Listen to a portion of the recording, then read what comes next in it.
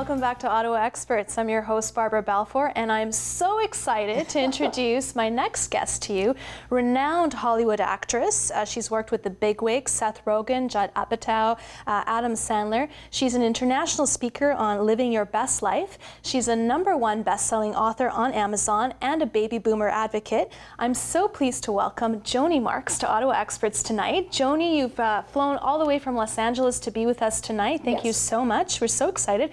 And you've been so kind as to gift us with several copies of your best-selling book, Facelifts, Money, and Prince Charming. I am so excited to be here. Thank you so much. Because besides the topic being making friends after the age of 30, the subtitle could be, the easiest thing to do is always say no. It's Ottawa. Where's Ottawa? Exactly. You know, it's a long way from Los Angeles. So there'd be lots of reasons not to come. So you have to not do that. Not say no. You not say no. Be open to opportunity, be open to meeting new people. And that's exactly what you did. I met some fabulous people, and you are one of them. And it was interesting that we talked, was how many lines of connection we had. Joanie, you're a baby boomer advocate. You're the master expert on how to live a fulfilling and happy life as a baby boomer. And of course, friendships and having a social network and a support group are part of that. Loneliness can be especially pervasive among the older generation, and once children have flown the coop, and retirement is around the corner. And so with baby boomers reaching retirement age at more than 10,000 a day across North America, surely the numbers of lonely North Americans are going to spike. And so I'm wondering if you can share with us what you think some of the considerations baby boomers should have when it comes to building and nurturing meaningful relationships and social connections with one another. Well, first of all, I think that you want to build relationships around some interest points of your own. So if you're not too sure what you're really interested in because you were doing all these things, then I think you need to go back and say, when I was 5, when I was 10, what did I like to do? And that will be your answer, because that's your blood essence of what's important to you. Okay, so I'm fortunate that I still know my first little girlfriend from kindergarten. That's rare. It is. And she had this great big bow, and every day the bow was a different color. And I saw her not that long ago, and she said, "Joan, don't you remember when you were 5, you told me that you were going to be an actress?" I went, "No." But see, it is there. So I think you should make a inventory list of what things are important to you and what things that you like to do. Then I think you have to take a deep breath and say, I need to take little steps toward this. So what, it was a journey of 1,000 miles starts with one step. So you can't go, I'm lonely, I'm not going to have my job, all the people I've known for 30 years aren't going to be there, woe is me. Right, you can't play the victim card. No, yeah. And you have to say, okay, so what are we going to do about this? So, okay, so now you kind of have this inventory list of things that you've always liked to do. So you need to sit quietly with yourself. And I think that's one of the things we certainly don't do in our world, is sit quietly. In order for thoughts to really kind of ricochet around in your head, you have to be quiet and let them happen. My mother was artistic, and I'd say, oh, but Ma, she would help me in my import business. And I say, well, Ma, what do you think we think? And she'd say, well, I'm going to have to roll it around in my head for a while. And I think that's what you have to do. And so you go, oh, I can do this small little step. Baby steps. Baby steps, and not put huge expectations on yourself. So I think you have to be willing to risk. You have to be willing to say yes when normally you would say no, or, well, I'll think about it. And I think you also, the #1 myth that I have about facelifts, money, and Prince Charming, how to break baby boomer myths and live your best life. The #1 myth is we come from a point of scarcity, the myth of scarcity. Woe is me, I'm retired. I'll never have a new friend. People are dying, there's no one out there. So you have to go from a point of view of abundance. Mm-hmm. And I have a really good example of this. Great. Okay, Sunday night, we were here in Ottawa and we're watching the football game. So we're watching the New York Giants play the Cowboys, the Dallas Cowboys, and Tony Romo.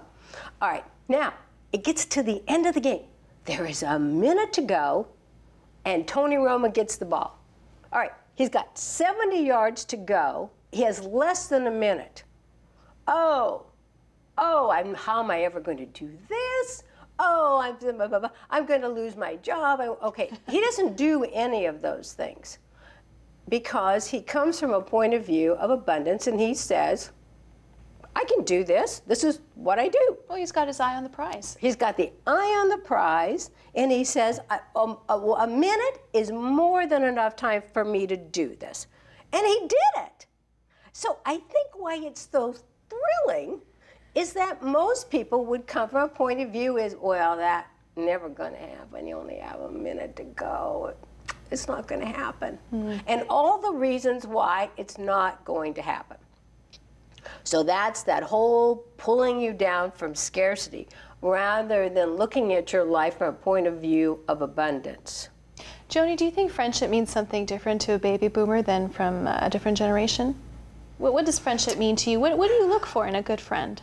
Well, I think it does when you get older, because I think that you start to see that people you've known have, maybe they've died or they've slipped away, and so your standard group has diminished from moving or changing their interests. So I think that, and you think, wow, I knew that person for 40 years, and here they were a repository of our history for 40 years, and now they're gone. I've lost my 40 years. Yeah. And I don't have another 40 years with a person. Yeah. If I meet you, I'm going to be a real old lady. But I could, but I might not. So you and I will never have that 40-year connection. So what? You got to stay in the now of nows. This is when you're alive. This is when you have the opportunity. Mm-hmm. So in addition to sitting quietly, thinking your thoughts, I think we need to really appreciate the fact that we are alive. And as long as you're alive, you have time.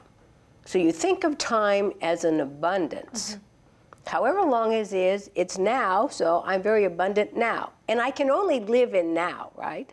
The thing from Alice in Wonderland, yeah. Jam yesterday and jam tomorrow, but never jam today. See, so therefore, it's never happening. So the only time we have is now.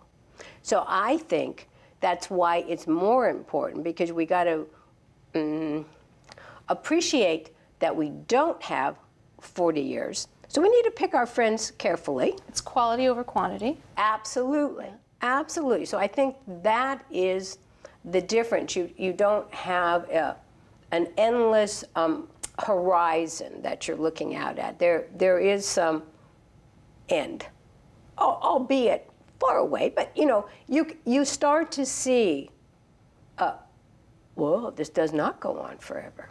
Yeah. So you got to make the best of it in the now. And how do you build emotional intimacy? Because that takes time. I think you have to accept that. I think you have to accept that you're going to put a risk. And there's no reward if you don't have a risk. So trying to make friends is risky business because you're not necessarily going to succeed. But you'll never succeed if you don't try.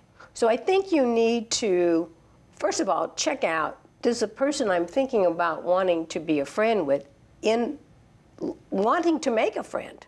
You can't make a friend to somebody who doesn't know how to be a friend or doesn't want to be a friend. It's a two-way process. Yes. You've told me a lovely story when we were chatting earlier about how one of your best friends is your next-door neighbor, and how did that come about? Yes. This was Now, she's one of these 40-year-old friends. So she moved into the house next door, and it was April. And roses in California are just, they're most magnificent in April.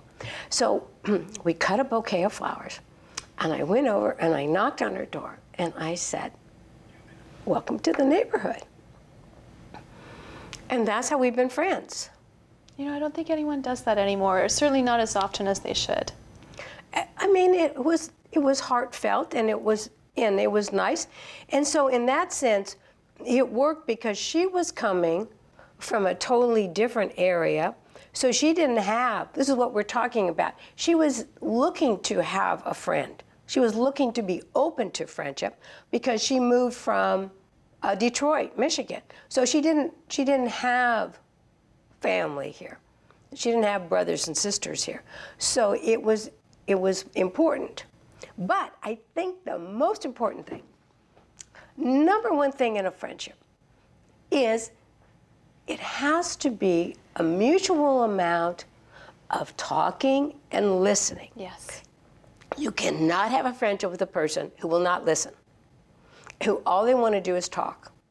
It will never coalesce. Not every single interaction between my friend Ann and I is totally 50-50, but overall, it's definitely a 50-50. Her listening, I'm listening to the other person talking. It's a good balance. Yes. Yeah.